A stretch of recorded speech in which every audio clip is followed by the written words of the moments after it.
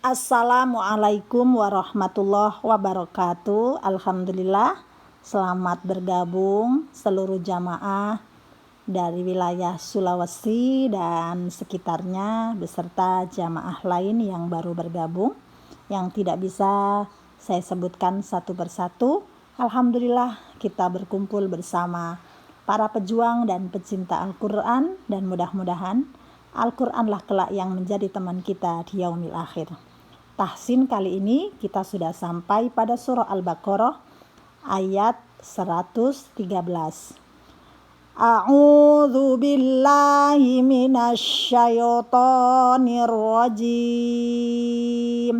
Membaca Al-Quran tidak perlu terburu-buru dan nafas disesuaikan dengan kemampuan masing-masing sehingga tidak merusak hukum bacaan dalam Al-Quran. Dan tidak perlu berlagu karena di sini bukan kita belajar untuk berlagu, tetapi kita belajar membaca dengan tujuan Al-Quran yang kita baca betul dan benar sesuai dengan tajwid dan makhorijul huruf. Bismillahirrahmanirrahim. Ho bagi yang pemula, huruf H keluar dari tenggorokan bagian tengah. Saya ulang lagi, alif di pangkal, ain di tenggorokan bagian belakang. A'udzu billahi minasyaitonir rajim. Setiap huruf yang bertasydid itu ditekan tapi tidak mendengung. Bismillahirrahmanirrahim. Wa qalatil yahudu laisatin nasara ala syai'. Wa huruf qaf bacaannya 2 harokat karena ada alif. Yahudu hunya 2 harokat karena ada waw sukun. Laisatin dibaca mendengung karena nunnya bertasydid. Nah, di sini hukumnya wajib gunnah. Apa wajib gunnah? Yaitu wajib mendengung. Nasoro, sopnya 2 harokat, ronya 2 harokat, dan pada saat mengucapkan huruf so tidak tebal. Saya selalu mengatakan huruf so itu seolah-olah kita akan bersiul. Nasoro, nasoro, ala 2 harokat, syai. Hamzah ya, bukan ain. Karena kalau ain akan berbunyi syai. Tapi ini hamzah. Hamzah itu dipangkal, ala syai. Wa qalatin nasara laisatil yahudu ala syai'. Wa qafnya 2 harokat, tin nasara, nun bertasydid wajib gunnah, so dan ro wajib masing-masing 2 harokat ya. Laisatil yahudu hunya 2 harokat, ala syai' lanya 2 harokat, dan syai' kita berhenti di situ, tetapi akan kita ulang lagi karena pada waqaf lam alif ini diutamakan kita dibaca wasol atau sambung. Ala syai'in wa hum yatlunal kitab wa hum, kita ulang dari syai'u ya, syai'u, tanwin bertemu wawu dibaca mendengung atau disebut idgham bi gunnah. Caranya adalah masuk kepada huruf sesudahnya. Syai'u wa hum yats mim sukun bertemu ya jelas idhar syafawi. Yatslunal kitab, lu 2 harokat, kitab 2 harokat, dan memantul karena ada huruf ba di akhir. Pantulannya harus nampak ya, jangan tersembunyi. Kitab. Kadzalika qalal ladzina la ya'lamuna mithla qaulihim. Kadza, zanya 2 harokat, qala 2 harokat, qalal ladzi, zinya 2 harokat karena ada ya sukun, la 2 harokat, ya ainnya dari tenggorokan bagian belakang. Ya'lamuna, mu 2 harokat karena ada waw sukun. Mithla, kemudian qaulihim, tidak dibaca qaulihim tetapi dibaca pendek, qaulihim. Fallahu, fa di sini walaupun ada alif tidak dibaca panjang, tidak boleh dibaca fallahu, tidak, justru dibaca pendek. Fallahu yahkumu bainahum yaumal qiyamah. Yahkumu, haknya dari tenggorokan bagian tengah, bainahum yauma, hum yauma, mim sukun bertemu ya dibaca jelas karena idhar syafawi. Yaumal qiyamah, iya-nya 2 harokat dan berhenti pada huruf ta.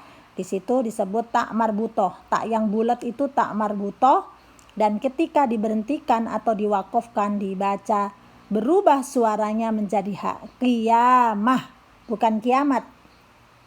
Kita ulang karena tadi tidak cukup nafasnya. Yaumal qiyamati fima kanu fihi yakhtalifun. Qiyamati fima, fi 2 harokat, ma 2 harokat, ka 2 harokat, nu 2 harokat, fi 2 harokat, yakh ada suara ngorok ya pada saat mengucapkan huruf kho yang bersukun. Talifun. Kita ulang. A'udzu billahi minasyaitonir rajim. Bismillahirrahmanirrahim. Wa qalatil yahudu laisatin nasara ala syai'. Wa qalatin nasara laisatil yahudu ala syai'. Ala syai'in wa hum yatlunal kitab. Kadzalika qalal ladzina la ya'lamuna mithla qaulihim. Fallahu yahkumu bainahum yaumal qiyamah. Yaumal qiyamati fima kanu fihi yakhtalifun. Shadaqallahul azim. Aku berlindung kepada Allah dari segala godaan setan yang terkutuk dengan nama Allah yang Maha Pengasih lagi Maha Penyayang. Dan orang Yahudi berkata, orang Nasrani itu tidak memiliki sesuatu pegangan.